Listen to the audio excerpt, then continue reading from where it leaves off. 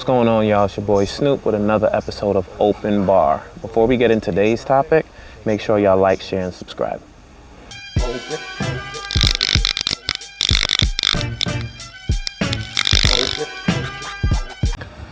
Okay, so I put up a poll on Instagram asking some questions from the calisthenics community, and I picked two questions for this episode.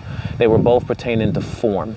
I think these were really dope questions, so I figured I could have a nice discussion on here about it. So the first question were thoughts on form in competition. There is such a spectrum on what is considered correct. And this is particularly speaking about USA American competitions. And I agree.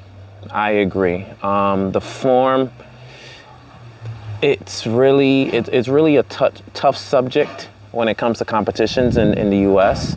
And my personal opinion, I always encourage even form. So there's so many different caliber of athletes. Some can do full range, some are just beginners, some are at elite.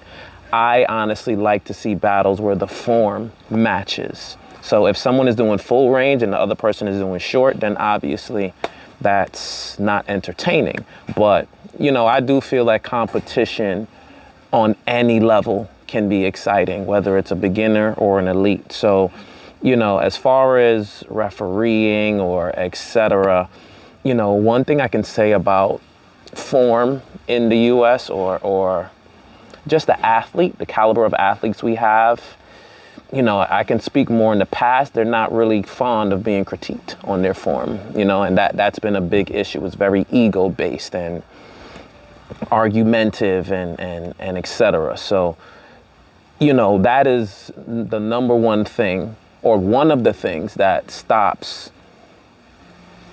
That's one of the things that stops athletes from really progressing, in my opinion, and also stops the sport from progressing. Because when people see that behavior, they duplicate it. Oh, if he won this comp with bad form, and as soon as somebody said something about him, he kind of just went off. So if that happens to me, I'm gonna do the same. And also another thing is I fully believe a lot of athletes aren't even aware. Because I've been to so many competitions where I would go up and I would do, let's say I'll do 10 clean muscle-ups, right? Dead stop, no momentum, straight up and down, etc. And then another athlete would do just whatever ups. That's what I call them. You just get up there by any means necessary. And then they'll legit get off the bar and think they did the same thing. So a lot of athletes aren't really aware of it because, this is a sport where your body, how you look, is the end goal. And I do think more athletes should think more along the lines of how does my form look? How does my performance look, etc. Everyone is just so worried about it. A lot of people just do calisthenics for the aesthetic. And now that we're turning it into a sport, a lot of people that have an aesthetic want to come over like, oh, well, it's just pull-ups. I've been doing pull-ups for 10, 20 years. So I'll be good here. And then, that's where these arguments start. So, another example of, my personal team, Team Sparta, I have ranks. I have a bronze level, a silver level, and a gold level. And along with these levels comes form, I wouldn't say restrictions, but acceptance.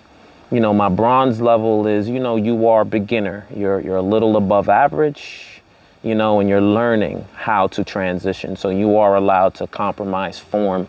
Silver is, a higher form standard, and gold is, I expect a certain form at majority of the times you train. So I do think these are some of the things that I've done with my camp to kind of tackle this issue, because it does come down to how you train.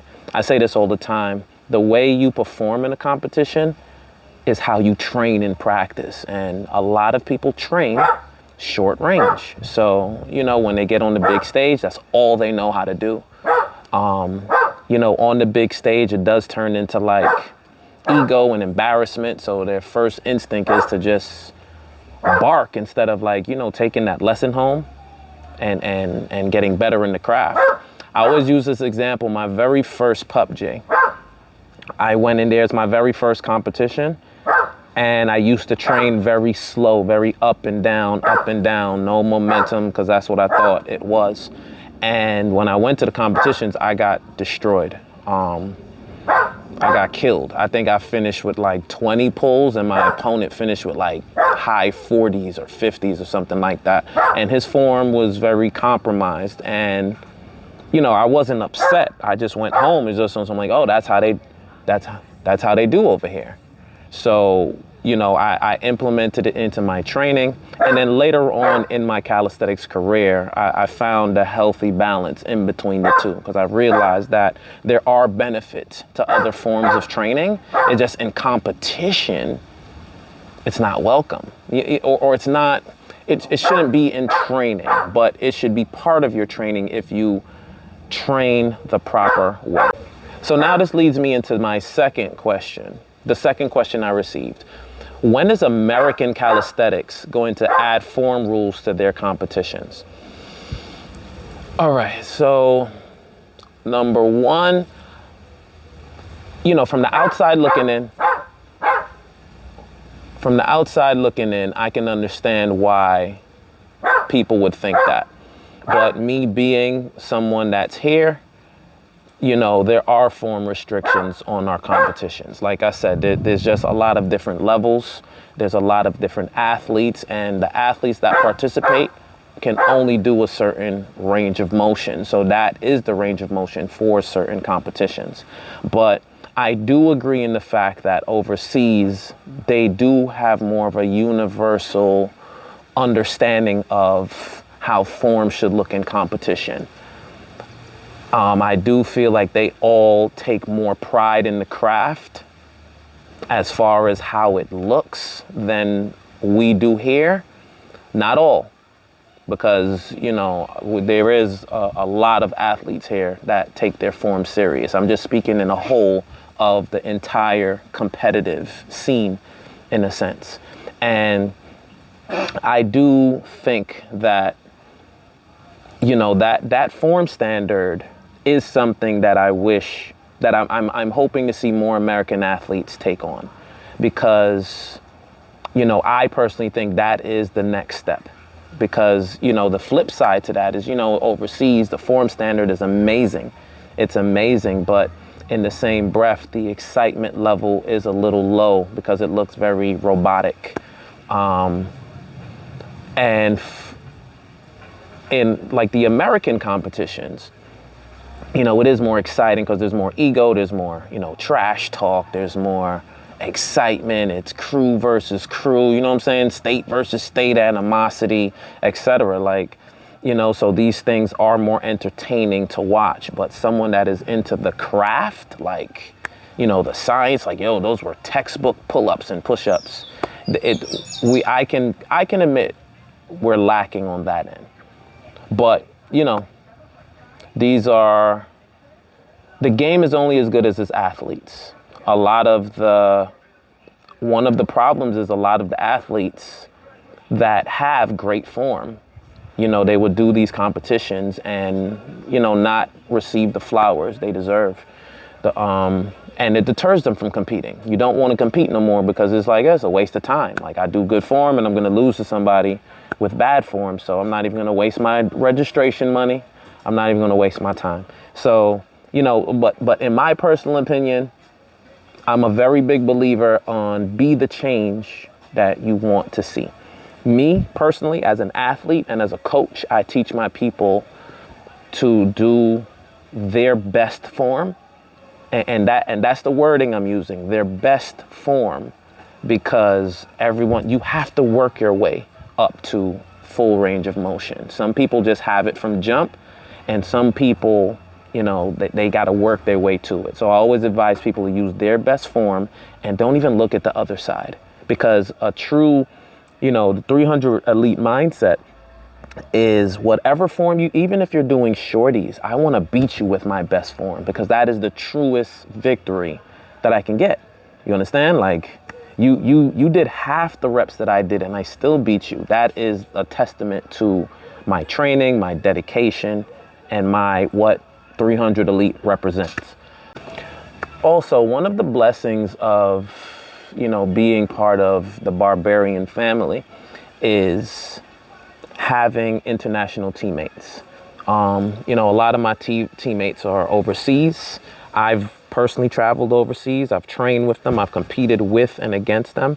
And one thing I can say is their mentals, their dedication, their drive is a lot different than we have here in the States, which is a good and bad thing, because I do feel like we all can learn from each other. That is the point of,